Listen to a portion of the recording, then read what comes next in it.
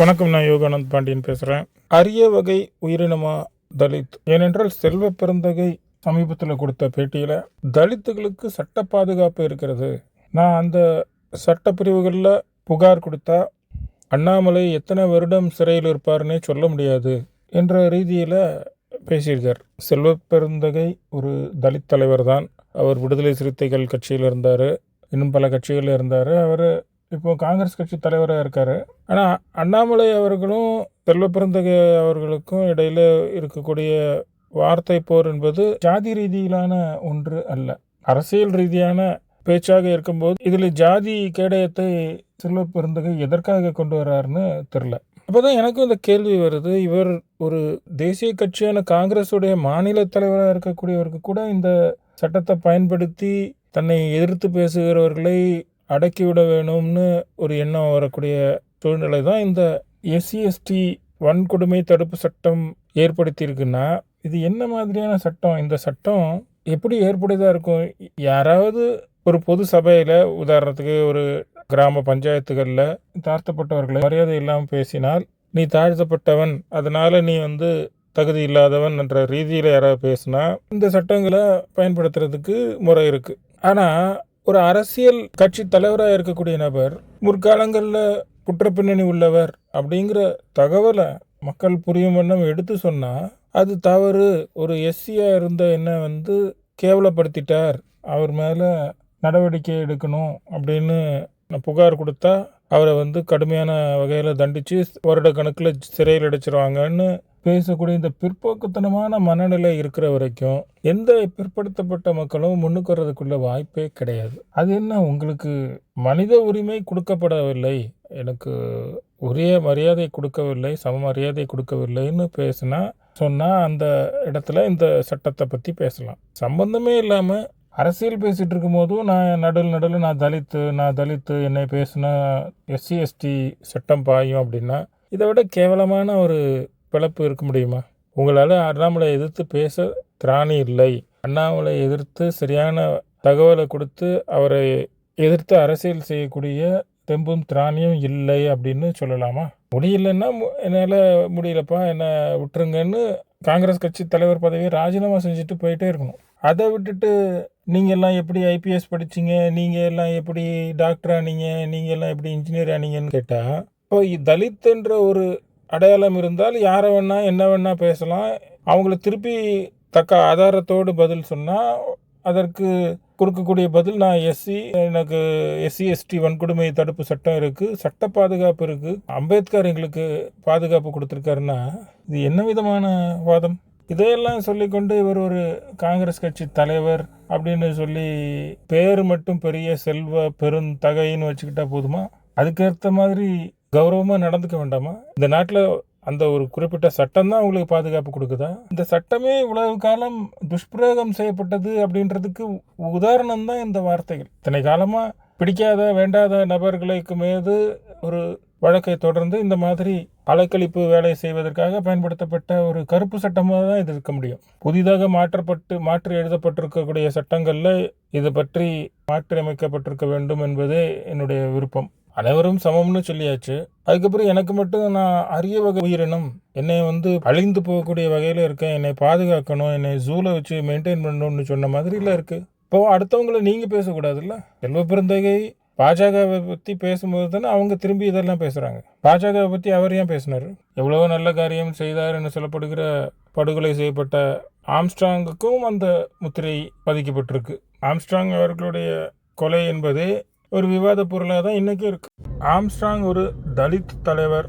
தலித் ஓட்டு வங்கி அரசியல் என்பது முழுக்க திமுக வசம் இருக்கக்கூடிய ஒன்று. திருமாவளவன் என்ற நபரை வைத்துக்கொண்டு அந்த ஓட்டு வங்கியை தன்னுடைய கட்டுப்பாட்டில் வைத்திருக்கக்கூடிய திமுக அதற்கு பங்கம் வரும் வகையில் இன்னொரு சக்தி எழுந்து வருவதை எப்படி ஏற்றுக்கொண்டிருக்க முடியும்? மேலும் ஆம்ஸ்ட்ராங் இந்து மக்கள் கட்சி தலைவர் திரு அர்ஜுன் சம்பத் அவர்களை அம்பேத்கர் சிலைக்கு மாலை அணிவிக்க ஆதரவாக குரல் கொடுத்த சம்பவமும் நடந்திருக்கிறது.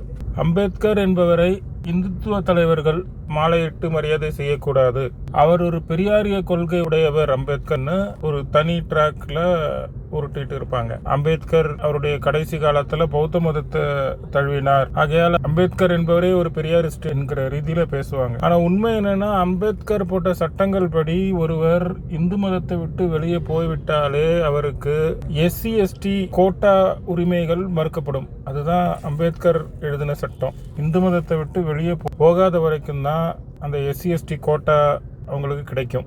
SC STயில் வழங்கப்படுகிற சலுகைகள், வேலை வாய்ப்புல உரிமைகள், மதிப்பெண் குறைவாக எடுத்தாலும் கல்லூரிகளில் இடம், இது போன்ற விஷயங்கள் இந்துவா இருக்கிற வரைக்கும் தான் எந்த ஒரு SC STக்கும் கிடைக்குங்கிறது தான் சட்டம். அந்த சட்டத்தை எழுதியவர் அம்பேத்கர். அப்போ அம்பேத்கர் ஒரு இந்துத்துவவாதியா பெரியாரிஸ்டான்னு நீங்க தான் சொல்லணும். இப்படி இருக்கும்போது அம்பேத்கருடைய கொள்கைகளையே திரித்து அவரையே வளைத்து போடுகிற வேலையில பெரியாரிஸ்ட் கட்சிகள் ஈடுபட்டுக்கிட்டு இருக்கும்போது, தலித் வாக்கு வங்கியை ஒரு புதிய தலைவர் பகுஜன் சமாஜ் என்ற கட்சியின் பெயரை வைத்துக்கொண்டு தமிழகத்திலே பிரித்து கொண்டிருக்கிறார், பிரித்து விடுவார் அப்படிங்கிற ஒரு சூழ்நிலை இருக்குது.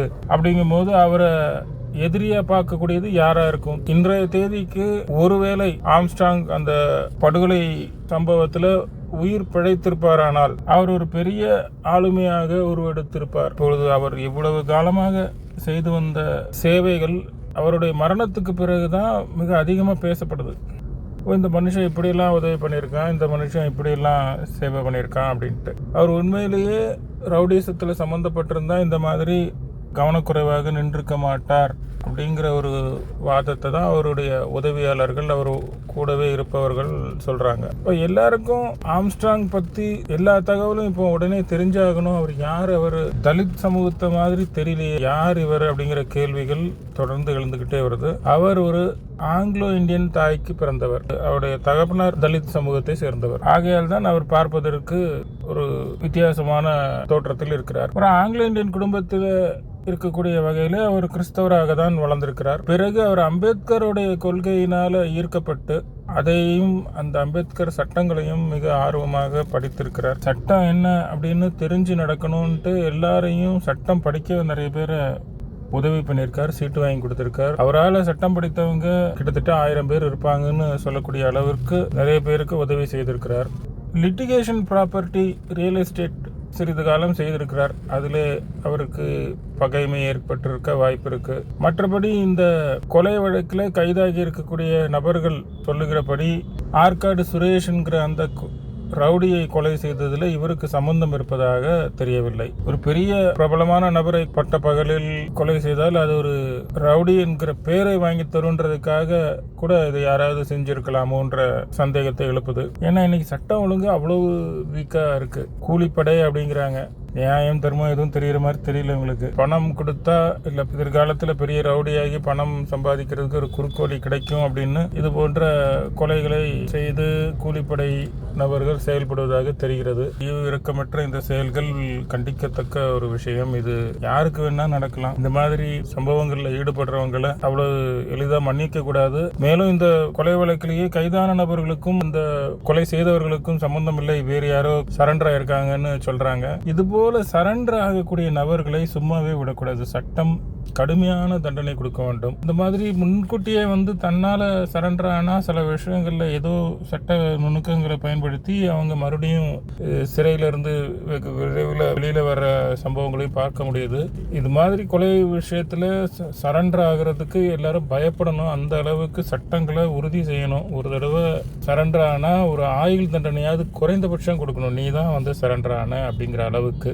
நான் ஒரு நீதிபதி முன்னாடி நான் தான் அந்த மாதிரி செஞ்சேன் அப்படின்னு சொல்லி சரண்டர் ஆகக்கூடிய தொழிலை இது ஒரு தொழிலா செஞ்சுட்டு இருக்காங்க. கொஞ்ச நாள் ஜெயில இருந்துட்டு வந்துட்டா அதுக்கு சில பல லட்சங்கள் கிடைக்கும் அப்படின்னு சொல்லி இது ஒரு தொழிலா செய்யறதுக்கு யாருக்கும் துணிச்சல் வராத அளவுக்கு சரண்டரான ஆயுள் தண்டனை தான், வெளியே வர முடியாது அப்படிங்கிற அளவுக்கு ஒரு சூழ்நிலையை கொண்டு வர வேண்டும்.